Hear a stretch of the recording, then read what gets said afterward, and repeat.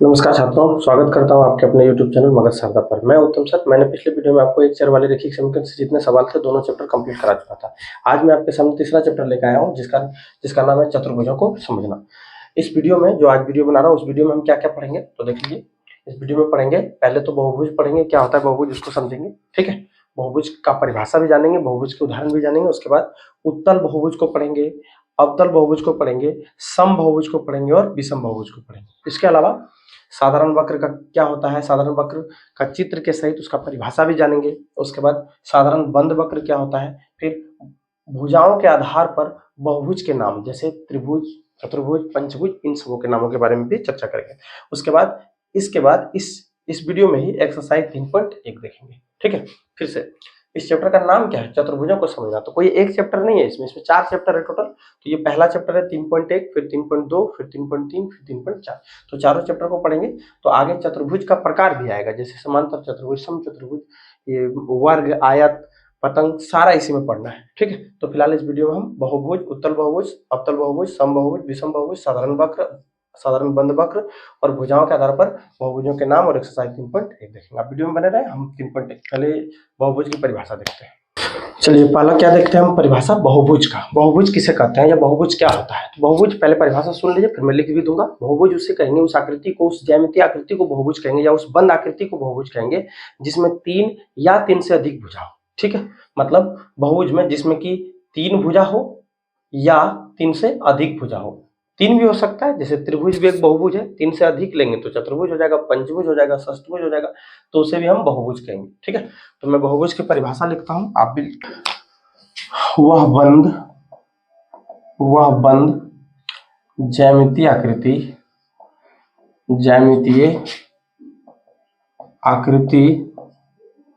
जिसमें 3 या 3 से अधिक भुजा हो, 3 या 3 से अधिक भुजा हो, उसे क्या कहते हैं तो बहुभुज कहते हैं, उसे बहुभुज कहते हैं, ठीक है। आप कई प्रकार से इसका परिभाषा दे सकते हैं, है ना। जैसे आप परिभाषा इसका भी दे सकते हैं, 3 या 3 से अधिक भुजाओं से घिरी हुई बंद आकृति को क्या कहेंगे, बहुभुज कहेंगे। बहुभुज कई प्रकार के होते हैं। दोबारा हम क्या लिखें परिभाषा, वह बंद ज्यामितीय आकृति जिसमें 3 या 3 से अधिक भुजा हो उसे बहुभुज कहते हैं। मतलब बंद होना जरूरी है, बंद होगा तभी वो बहुभुज होगा। ऐसे नहीं है कि जैसे मान लिया जाए कि 1 भुजा, 2 भुजा, 3 भुजा हो गया और यहाँ तक तो ये बहुभुज नहीं होगा। जब तक ये बंद नहीं होगा तब तक इसे हम बहुभुज नहीं कर सकते। मतलब चित्र से पता चला होगा 1, 2, 3, 4 चतुर्भुज भी एक बहुभुज होता है, ठीक है। इसके एग्जाम्पल, इसके उदाहरण क्या हो सकते हैं, जैसे हम लिख दें यहाँ नीचे। जैसे क्या त्रिभुज बहुभुज हो सकता है, बिल्कुल हो सकता है। त्रिभुज वर्ग हो सकता है, तो वर्ग एक चतुर्भुज है तो चतुर्भुज होगा। चतुर्भुज सारा बहुभुज होगा, चतुर्भुज। अच्छा, और पंचभुज हो सकता है, बिल्कुल हो सकता है। त्रिभुज, चतुर्भुज, पंचभुज, पंचभुज आदि। अब जैसे एग्जाम में आपसे क्वेश्चन क्या आ जाएगा, देखिए चतुर्भुज डायरेक्ट नहीं पूछ सकता, हो सकता है आपको दे देगा आयत। क्या आयत एक बहुभुज है, तो बिल्कुल है, आयत एक बहुभुज है, क्योंकि आयत आप बनाइएगा तो वो चारों तरफ से बंद है, देख लीजिए बंद है ना। तो ये आयत है, आयत का प्रत्येक कोण 90 डिग्री होता है और ये भी एक बहुभुज है क्योंकि बंद है और 3 या 3 से अधिक भुजा के अंतर्गत आता है, ठीक है।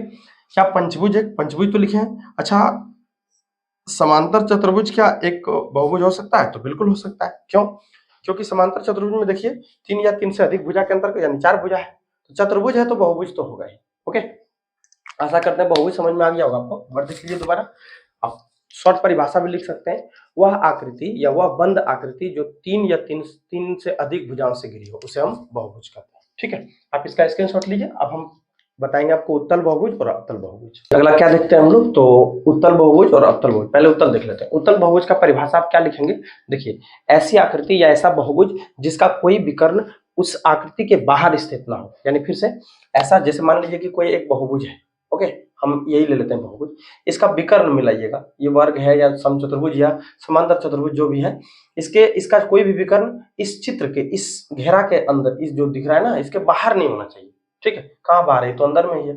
जब अंदर है तो इसके विकर्ण जब अंदर है तो इसी को हम क्या कहेंगे, उत्तल बहुभुज। एक बार दोबारा परिभाषा सुनिए। ऐसा बहुभुज जिसका प्रत्येक विकर्ण उस आकृति के अंदर स्थित हो, बाहर ना हो, दूसरी परिभाषा आप ये भी दे सकते हैं कि एक ऐसा बहुभुज जिसका कोई भी प्रत्येक कोण में से कोई भी एक कोण 180 डिग्री से ज्यादा ना हो। बात समझ गए?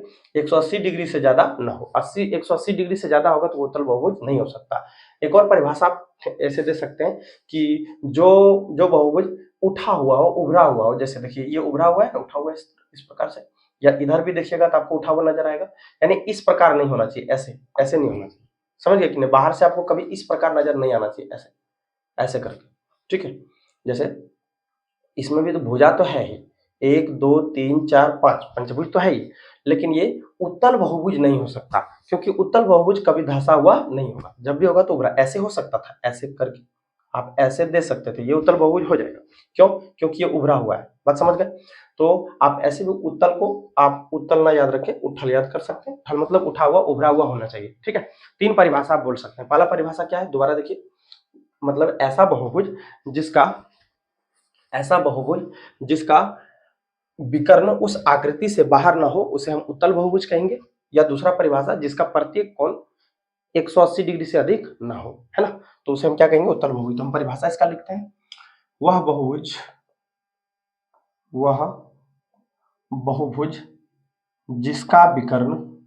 जिसका कोई भी विकर्ण 2 हो, जिसका कोई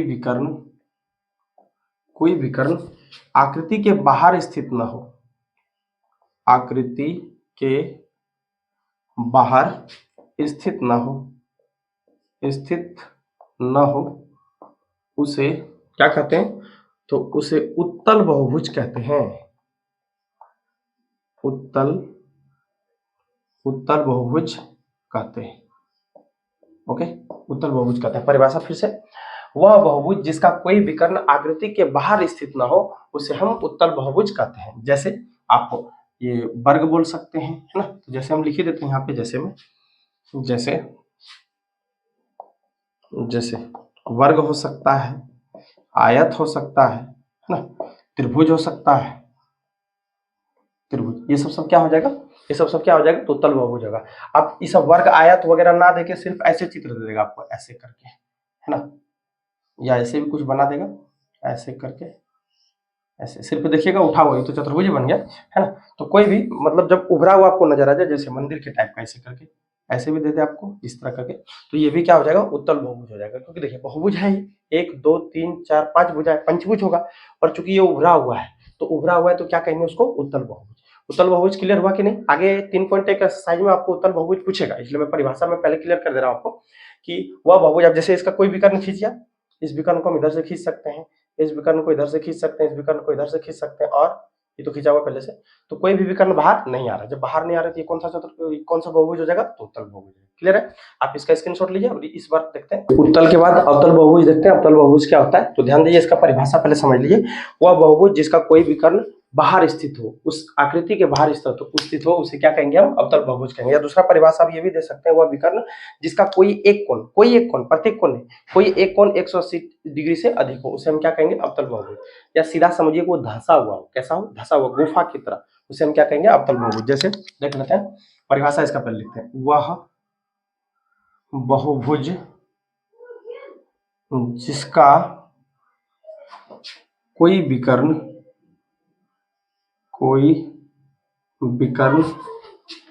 आकृति के बाहर स्थित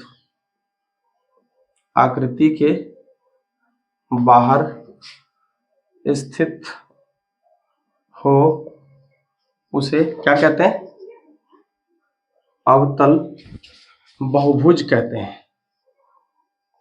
अवतल बहुभुज कहते हैं। एकदम फिक्स है कि कोई एक कोण जो है ना, वो 180 डिग्री से ज्यादा होगा ही होगा, कोई भी एक कोण, अगर नहीं होगा तो वो उत्तल हो जाएगा। समझ गए? देख सकते हैं पहला परिभाषा, वो बहुभुज जिसका कोई विकर्ण आकृति के बाहर स्थित हो, उसे बहुभुज कहते हैं, उसे अवतल बहुभुज कहते हैं। दूसरा परिभाषा ये दे सकते हैं कि कोई एक कोण, पक्का है, होना ही है, कोई एक कोण 180 डिग्री से अधिक हो, उसे हम क्या कहेंगे, अवतल बहुभुज। ठीक है ना। और अवतल बहुभुज धंसा हुआ भी होता है। धंसा हुआ का मतलब, जैसे अगर हम एम लिखें इस प्रकार का और इसे हम जोड़ दें, तो देखिए ये जो चित्र बना है, ये कौन सा बहुभुज होगा, अवतल बहुभुज होगा। कौन सा बहुभुज होगा, अवतल। इस तरह का क्वेश्चन आएगा आपको 3.1 में। ठीक है, चलिए अवतल बहुभुज के बाद देखते हैं समतल समबाहुभुज। समबाहुभुज क्या होता है, देख लीजिए ध्यान से। सम का मतलब होता है बराबर, सम का मतलब बराबर। वो संख्या वाला सम नहीं, सम का मतलब होता है बराबर, या मान के चलिए सम माने समान, और आगे लगा हुआ है बहुभुज यानी सम बहुभुज। तो सम बहुभुज का परिभाषा आप इस प्रकार दे सकते हैं, जिस बहुभुज का प्रत्येक कोण बराबर हो, प्रत्येक भुजा बराबर हो, उसे हम क्या कहेंगे, सम बहुभुज। वापिस, वह बहुभुज जिसकी प्रत्येक भुजा बराबर हो, प्रत्येक कोण बराबर हो, उसे हम सम बहुभुज कहेंगे। जैसे लिख सकते हैं परिभाषा, जिस बहुभुज की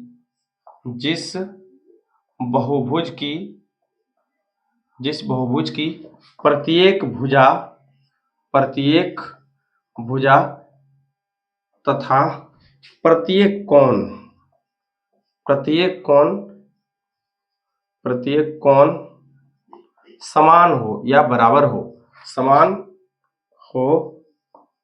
उसे क्या कहते हैं, तो सम बहुभुज कहते हैं, उसे सम बहुभुज कहते हैं। दोबारा बोलिए, साथ साथ बोलिए परिभाषा क्या होता है, जिस बहुभुज की प्रत्येक भुजा तथा प्रत्येक कोण समान हो, उसे सम बहुभुज कहते हैं। जैसे आप वर्ग तो जान रहे हैं, वर्ग का प्रत्येक भुजा बराबर होता है, ओके, और प्रत्येक कोण भी बराबर होता है। क्या लग रहा है, वर्ग जो है वो सम बहुभुज होगा कि नहीं, बिल्कुल होगा। उसी प्रकार आप समबाहु त्रिभुज ले सकते हैं, समबाहु त्रिभुज की प्रत्येक भुजा बराबर होती है, प्रत्येक कोण भी 60 डिग्री का होता है, तो ये भी क्या हो जाएगा, सम बहुभुज हो जाएगा। आगे क्या आयत, आप बताइए फटाफट, क्या आयत ये सम बहुभुज होगा? तो आयत सम बहुभुज हो सकता था यदि, जैसे आयत का सारा कोण तो 90-90 होता है, लेकिन आयत का अगर चारों भुजा भी बराबर हो जाता तो उसे हम समबाहुभुज कह सकते हैं। लेकिन आयत की सिर्फ सामने वाली भुजा बराबर होती है, इसको लंबाई कहते हैं, इसको भी लंबाई, ये होगा चौड़ाई, थी भी चौड़ाई, तो मतलब सम्मुख भुजा बराबर होती है, चारों भुजा बराबर नहीं होता है, इसलिए इसको हम समबाहुभुज नहीं कहेंगे। तो समबाहुभुज का आप उदाहरण क्या दे सकते हैं, तो दे दीजिए,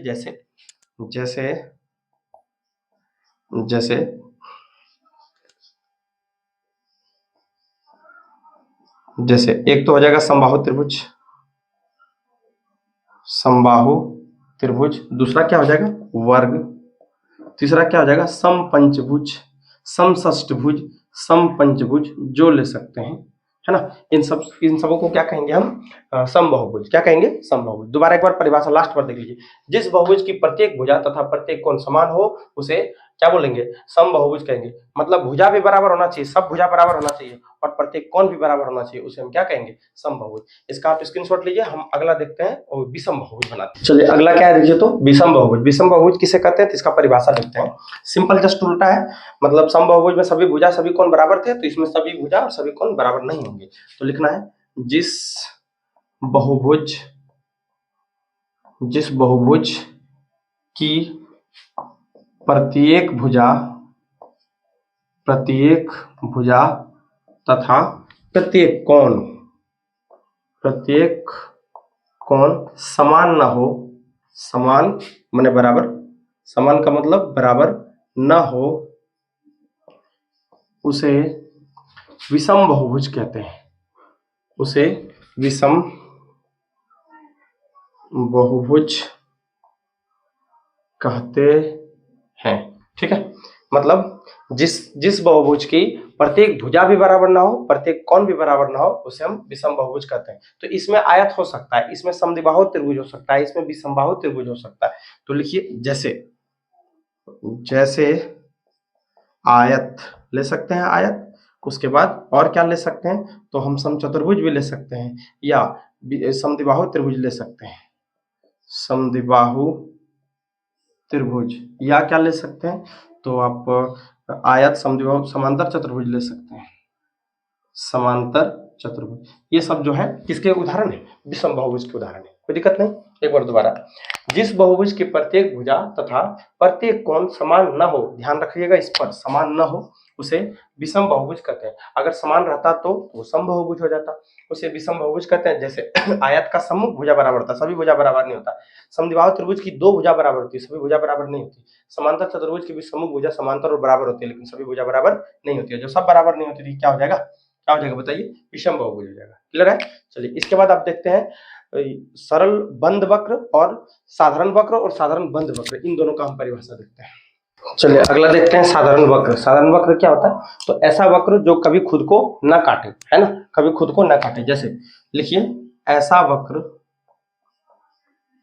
वक्र जो कभी भी स्वयं को प्रतिच्छेद न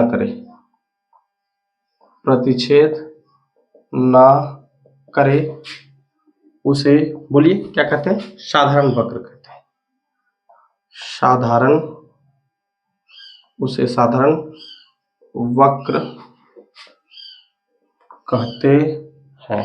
ओके, दोबारा, ऐसा वक्र जो कभी भी स्वयं को प्रतिच्छेद न करे उसे साधारण वक्र कहते हैं। जैसे इस प्रकार का कोई भी रेखा हो उसे आप साधारण वक्र कह सकते हैं, या ऐसे भी कह सकते हैं साधारण वक्र। ऐसे खाली देखिए, ये बंद हो जाएगा तो वो साधारण बंद वक्र हो जाएगा, लेकिन अभी ये क्या है? ये साधारण वक्र है। कभी इस प्रकार से अगर कोई काट दे, ऐसे करके घूमे और इस तरह काट दे, तो ये साधारण वक्र नहीं हो सकता, क्योंकि एक दूसरे को काट दिया।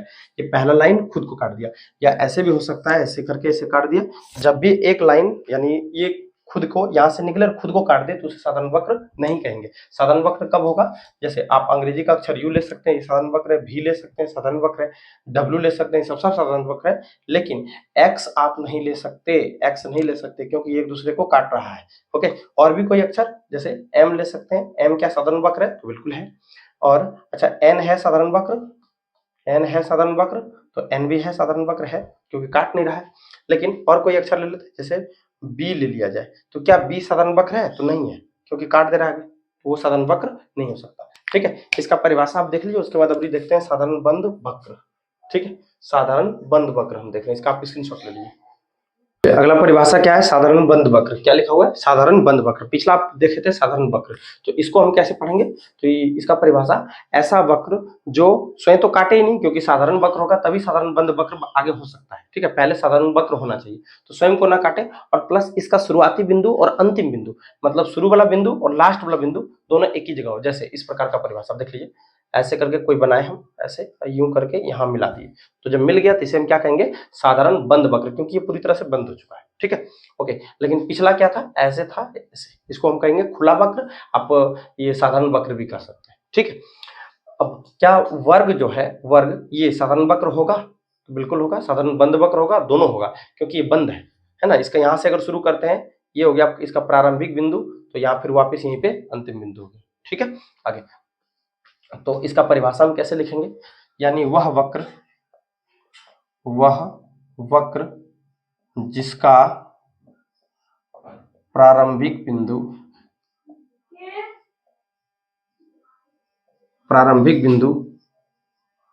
तथा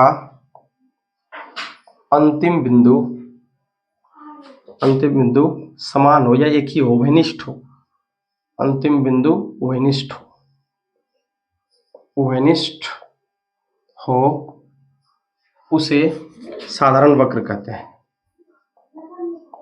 साधारण वक्र कहते हैं। ओके, दोबारा, वह वक्र जिसका प्रारंभिक बिंदु तथा अंतिम बिंदु वनिष्ठ हो, मतलब एक ही हो। ऐसे यहाँ से स्टार्ट हुआ तो फिर वापस यहीं पे आके खत्म हो जाएगा। ठीक है, यहाँ से इस बिंदु को स्टार्ट हुआ तो अंतिम बिंदु भी यही हो गया, तो उसे क्या कहेंगे? साधारण वक्र कहते हैं। साधारण बंद वक्र कहते हैं, साधारण बंद वक्र कहते हैं। साधारण बंद वक्र कहते हैं। ओके, ठीक है। इसके अलावा परिभाषा क्या बच गया? तो बच गया बहुभुज हो गया था। भुजाओं के आधार पर जो बहुभुज बचे थे, मैं उसको देखता हूँ। पहले आप इसका स्क्रीनशॉट ले लीजिए। चलो देखो, तो आगे क्या है? भुजाओं की संख्या के आधार पर बहुभुज के नाम। अगर किसी बहुभुज में एक भुजा, तो हम आपको बताए कि बहुभुज होने के लिए कम से कम 3 भुजा होना चाहिए, या तीन से ज्यादा। तो इधर तो बहुभुज का कुछ नाम होगा, मतलब एक भुजा तो हो ही नहीं सकता। क्या 2 भुजा हो सकता है? बिल्कुल नहीं। 3 भुजा हो सकता है? हाँ, 3 भुजा हो सकता है। तो 3 भुजा जिसमें रहेगा उसको हम क्या कह देंगे? त्रिभुज। क्या कह देंगे? त्रिभुज। ओके, जिसमें 4 भुजा रहेगा उसे हम क्या कहेंगे? चतुर्भुज। क्या बोल देंगे? चतुर्भुज। अच्छा, जिसमें 5 भुजा रहेगा उसको पंचभुज। अच्छा, जिसमें 6 भुजा रहेगा उसे षष्ठभुज। क्या कहेंगे? षष्ठ या षट भुज। ठीक है, दोबारा, षष्ठभुज या षटभुज। ओके, एक बार दोबारा देख लीजिए। 3 भुजा त्रिभुज, 4 भुजा चतुर्भुज, 5 भुजा पंचभुज, 6 भुजा क्या बोलते हैं? षष्ठभुज। अगर 7 भुजा रहा तो उसे हम क्या कहेंगे? तो सप्तभुज कहेंगे, सप्तभुज। उसी प्रकार अगर 8 भुजा रहा तो उसे हम अष्टभुज कहेंगे, अष्टभुज। 9 भुजा रहा तो आप बता दीजिए, 10 भुजा रहेगा तो आप बता दीजिए फिर से। 8 भुजा रहा तो अष्टभुज, 7 भुजा रहा तो शतभुज। चलिए एक्सरसाइज 3.1 देखते हैं। 3.1 एक्सरसाइज में क्या है, क्वेश्चन पढ़िए। यहाँ पर कुछ आकृतियां दी गई हैं, इन सब आकृतियों की बात कर रहे हैं वो, ठीक है। आपको सरकारी स्कूल के किताब में पेज नंबर 22 में ये सब सवाल आपको मिल जाएगा, ठीक है। पहला, दूसरा, तीसरा, चौथा, पांचवा, छठा और सातवां, आठवां, 8 चित्र दिए गए हैं और नीचे लिखा है प्रत्येक का वर्गीकरण निम्नलिखित आधार पर कीजिए। पहला क्या है, साधारण वक्र। दूसरा है साधारण बंद वक्र। तीसरा है बहुभुज। चौथा है उत्तल बहुभुज और पांचवा है अवतल बहुभुज। तो वर्गीकरण कैसे करना है, साधारण वक्र इनमें से कौन कौन होगा वो आपको ढूंढना है, साधारण बंद वक्र कौन होगा वो आपको ढूंढना है, बहुभुज, उत्तल बहुभुज और अवतल बहुभुज को बताना। मैं पीछे सबका परिभाषा बता चुका हूँ, आप पीछे देख लीजिए, ठीक है। तो साधारण वक्र में कौन कौन हो सकता है बताइए। साधारण वक्र में तो बताया था आपको कि जिसका जो कहीं एक ऐसा वक्र जो एक दूसरे को कहीं काटे नहीं। क्या ये काट रहा है, बिल्कुल नहीं, ये भी नहीं, ये तो होगा ही नहीं, ये भी नहीं होगा, ये होगा, ये होगा और ये होगा। तो कौन कौन लिख सकते हैं हम, 1 नंबर का हो जाएगा हमारा, ठीक है। फिर 2 हो जाएगा, बिल्कुल हो जाएगा। अच्छा 3 नहीं होगा, 4 होगा नहीं, 5 हो सकता है, 6 हो सकता है, बिल्कुल हो सकता है। अच्छा 7 होगा, हाँ 7 भी होगा, ठीक है। इतना आपका साधारण वक्र हो जाएगा, क्लियर है। उसके बाद ए नंबर के बाद देखिए बी नंबर क्या है। बी नंबर में कह रहा है साधारण बंद वक्र। आप इसको उतार लीजिए जल्दी से। 1 2 5 6 7, 1 2 5 6 7 है ना। ये चित्र में जो है 1 2 5 6 7 ये क्या होंगे, साधारण वक्र होंगे। अब हम देखते हैं साधारण बंद वक्र। कौन देखेंगे, साधारण बंद वक्र है ना। बी नंबर साधारण बंद वक्र। कहाँ है साधारण बंद वक्र, ये। तो इसमें क्या है, इसकी प्रारंभिक बिंदु और अंतिम बिंदु एक ही हो, यानी शुरू वाला बिंदु और लास्ट वाला बिंदु बिल्कुल एक हो। तो ये कहाँ हो सकता है, देखिए। तो ये इसका यहाँ अगर प्रारंभिक बिंदु लेते हैं तो वापिस आके अंत हो जाता है। इसमें भी हो जाएगा, इसमें भी हो ही जा रहा है, इसमें भी हो रहा है, इसमें सिंपल वही हो जाएगा आंसर। क्या हो सकता है बताइए। तो 1 नंबर हो जाएगा, फिर 2 नंबर हो जाएगा, फिर 3 नंबर हो जाएगा और फिर 4 नहीं, सॉरी सर 3 नहीं होगा, फ्लो में लिखा गया। 1 2 होगा, 3 नहीं होगा, 4 भी नहीं होगा, 5 हो जाएगा, ठीक है। 6 हो सकता है और 7 हो सकता है। यही आपका आंसर हो गया, है ना। उसके बाद अगला क्या है, बहुभुज है। तो बहुभुज कैसे निकलेगा उसको भी देख लेते हैं। इसको आप उतार लीजिए जल्दी से, ये वीडियो रोक कर स्क्रीनशॉट ले लीजिए, रोक लीजिए, उतार लीजिए, जो कर रहा है जल्दी फटाक से इसको कर लीजिए। उसके बाद क्वेश्चन नंबर सी देख लेते हैं। क्वेश्चन नंबर सी में क्या है, क्वेश्चन नंबर सी कह रहा है बहुभुज को ढूंढिए। बहुभुज, सी नंबर में बहुभुज, बहुभुज, ओके। देखिए बहुभुज कौन कौन सा हो सकता है। ये तो बहुभुज हो जाएगा, आपको पता है 3 या 3 से अधिक भुजाओं से घिरी आकृति को बहुभुज कहते हैं, तो है। ये भी होगा, ये नहीं होगा, ये भी नहीं होगा, ये तो बहुभुज है ही नहीं। तो सिर्फ 1 और 2 हो जाएगा बहुभुज आपका। कौन सा हो जाएगा, क्वेश्चन नंबर ये चित्र नंबर 1 और चित्र नंबर 2, यही आपका बहुभुज हो जाएगा, ठीक है। उसके बाद आता है उत्तल बहुभुज। अब इसको उतारिए फिर चलिए डी नंबर में क्या है पढ़िए।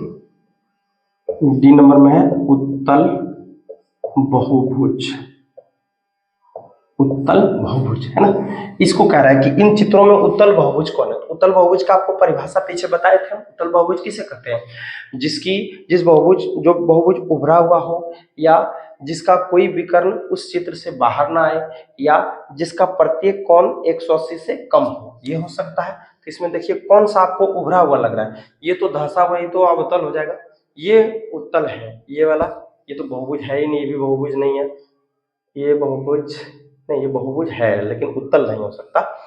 ये बहुभुज नहीं है, ये भी बहुभुज नहीं है। इसमें बहुभुज आपका सिर्फ उत्तल पूछ रहा है ना, क्या उत्तल सिर्फ 2 नंबर हो जाएगा। कौन सा हो जाएगा, 2 नंबर, ओके। तो 2 नंबर होगा आपका ये कौन सा, उत्तल बहुभुज। इसके बाद पूछ रहा है आपसे क्या कहते हैं, अवतल बहुभुज। अवतल बहुभुज कौन कौन हो सकता है, देखिए तो धंसा हुआ थी तो अवतल बहुभुज हो जाएगा। पहले आप इसको लिख लीजिए, 2 नंबर है इसका आंसर, हम इसको मिटा के अभी अवतल बहुभुज लिखते हैं।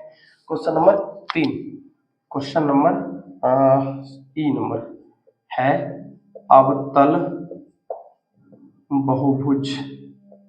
अवतल बहुभुज ये कौन कौन सा हो सकता है, तो 1 नंबर होगा क्योंकि ये धंसा हुआ, देखिए गुफा की तरह है ना, धंसा हुआ तो वो 1 नंबर तो आपका हो जाएगा। उसके बाद 2 तो उत्तल है तो अवतल तो होगा नहीं, ये नहीं होगा, ये हो सकता है क्योंकि देखिए इसमें भी गुफा आपको दिख रहा होगा, धंसा हुआ दिख रहा होगा, तो कौन होगा, 1 और 4, ये आपका आंसर हो गया। क्वेश्चन नंबर 1 कंप्लीट हो चुका आपका। एक बार दोबारा शुरू से देख लीजिए। पहले कहा रहा था साधारण वक्र, साधारण वक्र कौन होगा, 1 नंबर 2 नंबर, ये हो जाएगा, ये हो जाएगा, ये हो जाएगा, ये हो जाएगा, बस। उसके बाद फिर कहा था साधारण बंद वक्र, साधारण वक्र में 1 2 ये सब हो सकता है टोटल। उसके बाद कह रहा बहुभुज, बहुभुज कौन होगा, जिसमें 3 से अधिक भुजा, 1 नंबर या 3 भुजा, 1 2 बाकी कुछ नहीं।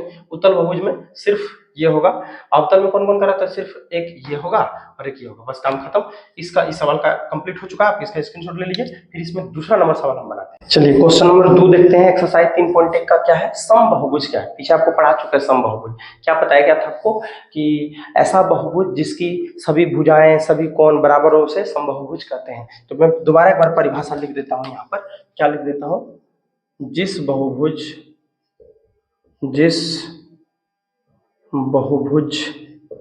की प्रत्येक भुजा तथा प्रत्येक कोण कैसा हो, बराबर हो या समान हो उसे समबहुभुज कहते हैं, उसे समबहुभुज कहते हैं।